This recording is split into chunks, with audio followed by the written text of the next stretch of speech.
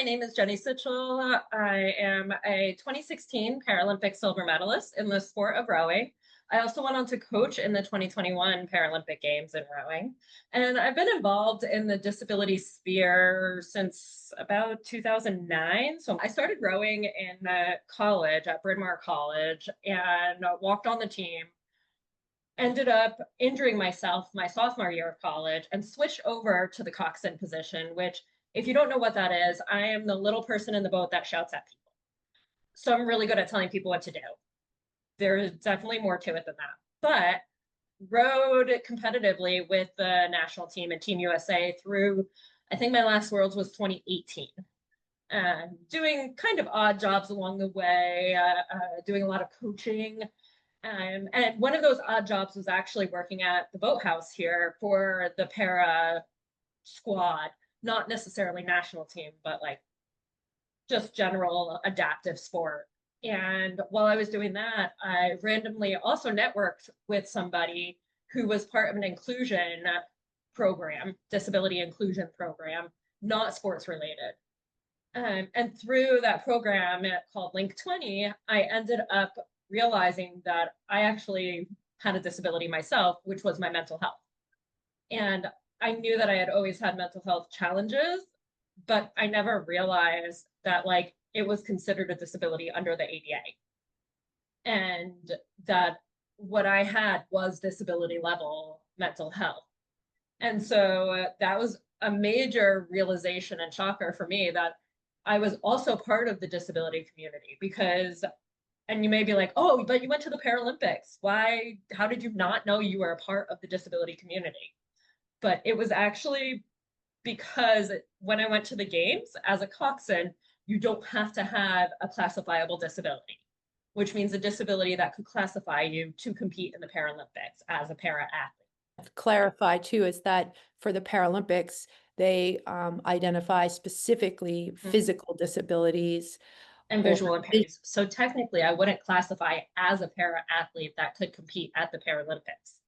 But as a coxswain, I was viewed something like a guide runner would be viewed in the games, where you train and you sort of are alongside the para athletes. And so I'm still considered a Paralympian. What are some key features that you think people should know about the differences and maybe the similarities? I can tell you a funny story about my first development camp that I went to for para rowing. And I remember getting off the plane and I was with one of the athletes, and we were waiting for the taxi or Uber drive, I forget what it was, to pick us up to take us to the hotel. And I remember looking over at her and being like, so is there anything I should know about like how to interact or cox disabled athletes? And she was like, no, not really, just ask if you have a question. And over the years, I've come to realize that that's the best thing you could do, is if you have a question, ask.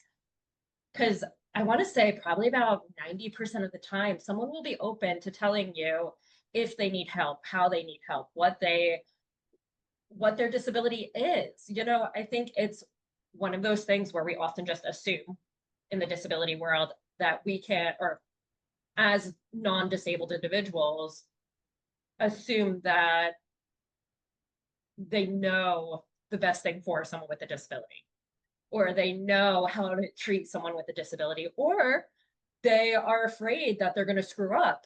And so they just don't talk to people with disabilities because they're afraid they're going to say something wrong. And you might. And that's okay though. But as long as we learn from that situation, that's really what matters. You spoke earlier about asking people questions. And I know that you've spoken before about people with disabilities, either experts in their own lives. So that's something we can go deeper into. And how does that play into your work that you do now? The work that I do now, to start with, is I run operations for a disability advocacy nonprofit called the National Council on Independent Living. And we are focused on independent living philosophy, which I feel like before I came into disability world and started working for Nickel, as we call it, I always thought independent living was sort of like assisted living or nursing home. But in fact, independent living philosophy in the disability community is how do we work with people with disabilities to have and give them control over their own lives so that they can determine where they want to live, how they want to live, if they want to live in the community, and make sure that they have the accommodations needed in order to do that. Versus putting them in a nursing home, putting them in an institution. And so that's sort of the work that I do on the day to day is we do national level advocacy around those philosophies and ideas and working to help people have decisions over what they want to do in life and what their life looks like. What is it you have to advocate for in the first place? Yeah, so this kind of goes back into disability history world a little bit, but prior to the 70s and 80s, 1970s and 80s, people with disabilities of any type were often put into nursing homes, no matter what age, and not just older individuals. Someone with a mental health disability was probably going to end up institutionalized. So I may or may not be here speaking to you if I had lived before 1970. And the disability community was generally thought to not be able to be equal contributors to society. They were thought to be less than a non-disabled individual.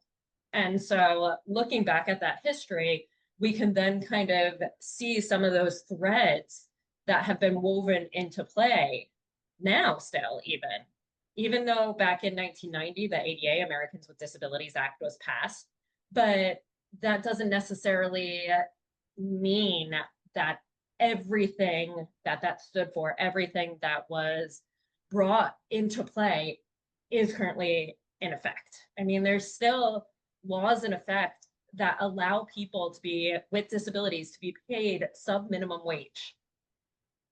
And people still believe that these laws are valuable and crucial to people with disabilities because they won't get hired for jobs if these laws aren't in effect. Which should not be the case, should never be the case. People with disabilities can be just as good, if not better, contributors to society, to employment, to the community than people without disabilities because they have such a creative outlook on life and they bring so many different facets that to the situation that may not have been thought about by someone without a disability because they don't have that lived experience. You know, I just thought of an example in my rowing programming. I work with an organization called EDD, Adaptive Sports, and a large number of the athletes that participate may have Down syndrome or some various cognitive disabilities, which along with it, they may have some physical disabilities as well. There was a young woman, her name is Robin, and actually she's been participating at least for, I think, since the beginning, so 7 years at least. What's notable about Robin is she's got such a great, like, welcoming personality and fun. And she really helped, like, for me, point out like why I love rowing. And then she became somebody who was really encouraging of the other participants. Like all I had to do is just kind of partner her up with someone else. And she was an effective coach. And I honestly, you know, aside from like driving the launch, which she isn't necessarily currently trained to do, like I would be very comfortable saying, can you please teach these people what are the basics that we need to know and get them on the water? And like she was so good at teaching. She is someone whom I'm looking forward to seeing again and hopeful too. I mean, with physical disability come a variety of other health issues that make it harder for people to participate sometimes during especially during COVID. But with health concerns that are not that are like, you know, heart issues or what other kind of diabetes or anything else, being part of sports or being part of an organization is really important. You mentioned something in there that was so interesting to me. You mentioned actually COVID, and my thought when I first heard that was for the disability community, in a way, all of the remote work that happened during COVID allowed organizations and the disability community to engage more in jobs because, like you said, like some people with disabilities may have not been able to participate in person or may have had a tough time doing that during COVID.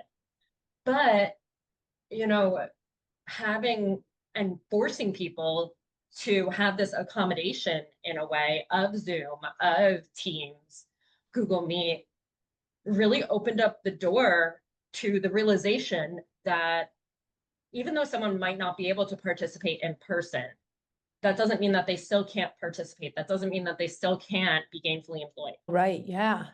Now, what's interesting on the other side of things, during that time when I was working with this organization, we did still continue to operate actually and offer rowing in person, either on Mhm. water or on rowing machines. We were able to continue, but there were certain groups coming from programs that they couldn't transport people because they needed more space within the van. If you don't have services that help you get from place to place, that makes it harder. Yeah. So it really came on individuals and their personal families to be able to transport them.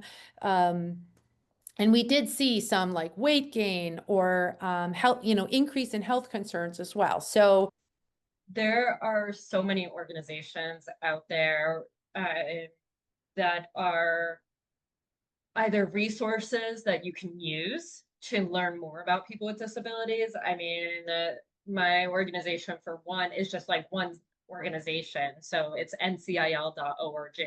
That's one organization. There's also the American Association on People with Disabilities. But then there's also a disability specific organization. I believe Move United is very into disability, and that's more of a sports organization focus.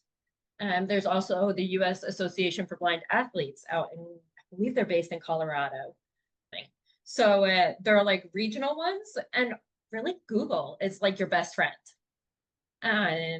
Especially when it comes to sporting organizations.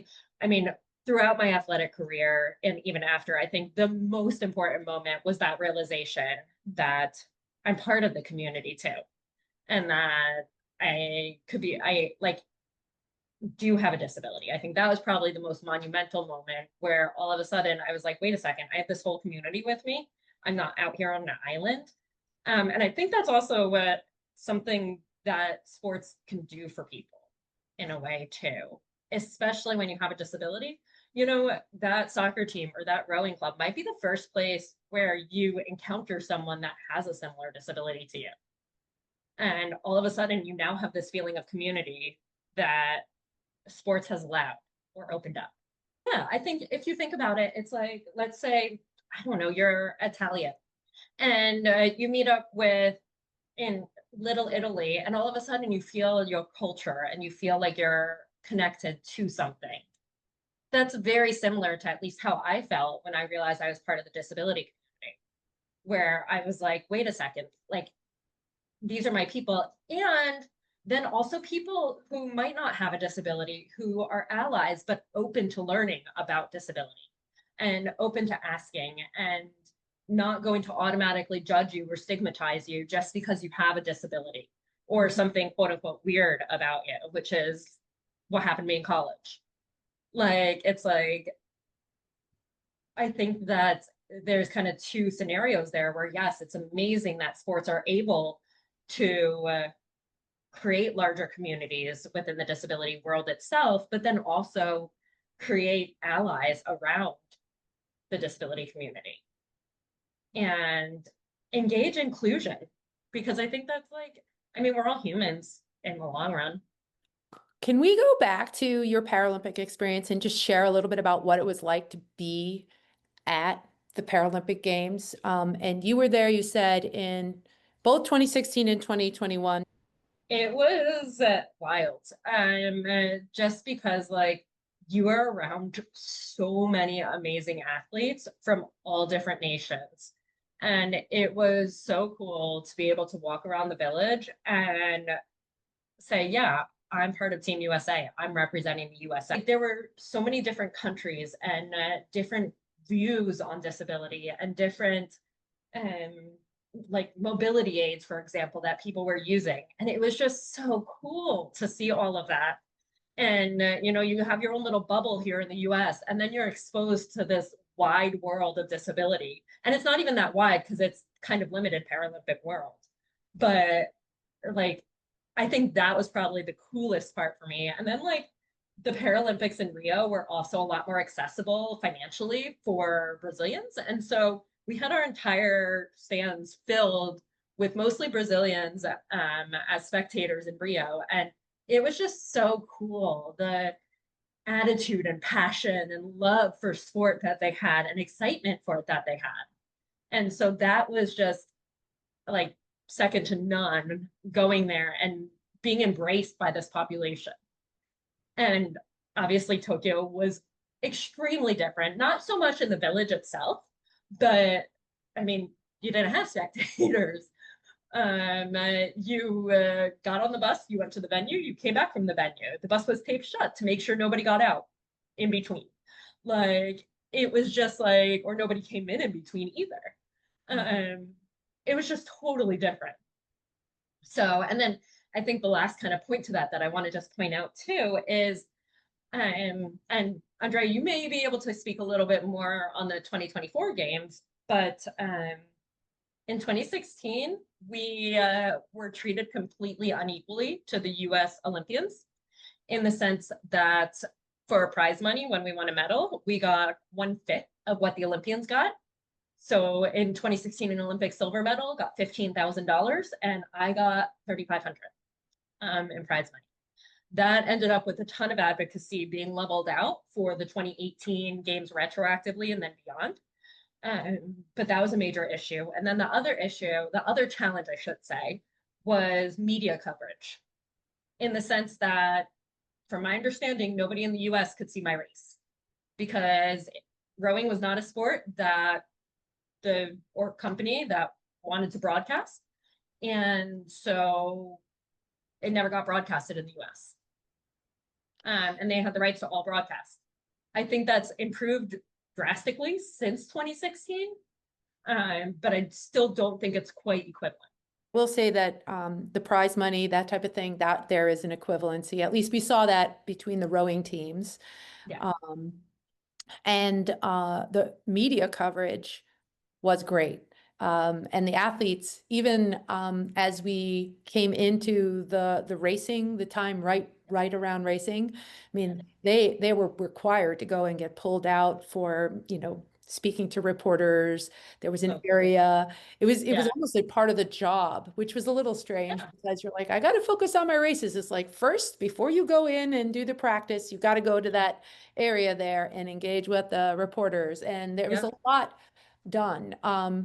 And Paris was amazing. The French did a great job with the venue, and creating. They may have been different experiences, but they were certainly equal in magnitude. So, for example, if you remember, the Olympians were in the opening ceremonies paraded down the Seine on Yeah. boats, on those boats. And that did seem like a pretty big deal. The Mm-hmm. Paralympians walked down the Champs-Élysées, and initially I thought, why are they making people with disabilities walk a mile and something? Does that make sense? But I learned from a French athlete, like he was in tears. He's like, this is so amazing. No one Oh, shuts down the Champs-Élysées for anything except like a military parade. It rarely happens. And this is yeah. being designed exclusively for the Paralympians. And they put all kinds of things in place, including bathrooms and Mm-hmm. seating and food and water. And they even paved the 1,000-year-old Roman, portion of the cobblestone, paved it somehow. Um, so that if you were rolling or walking across it would be a smoother surface. So they had that. And Yeah. all those things were really pretty amazing. Mm-hmm. Um, and I, That's I mean, I felt like, wow, they did such a great job. yeah. Something that I was going to get into with the class the next in the unit after this one is to Mhm. just talk about barriers and how to continue the momentum going. It's interesting because I was recently in France and I spoke with a parent, a woman who's from Paris, and she has a daughter with severe disabilities, physical and cognitive disabilities. But she mentioned that after the games, things have not really adjusted. Like I thought, oh, that's like a push to make more changes available. And Mhm. she mentioned how it's just very difficult for Yeah. her family to access sport specifically. But that a lot of the types of accommodations that we saw at the games did not like roll over and translate into, societal Yeah. approach. It's sort of like the games were over and then we moved on to just going back the way everything was. So, Unfortunately, that is an extremely common story from the games, as far as I've heard. I know, like Brazil was, from my understanding, very similar thing happened, and where it was just kind of like games are gone, bye. Um, and so I'm not shocked to hear that. It's disheartening because it's like you would hope that such a major sporting event would maybe help the pave the way society, but I think there's also just so much stigma in the world and so much historic negativity towards disability and misunderstanding and lack of knowledge that it's one of those things where like it is going to take a lot more than just I mean, which is sad, than like the Paralympics to change people's perceptions and understanding.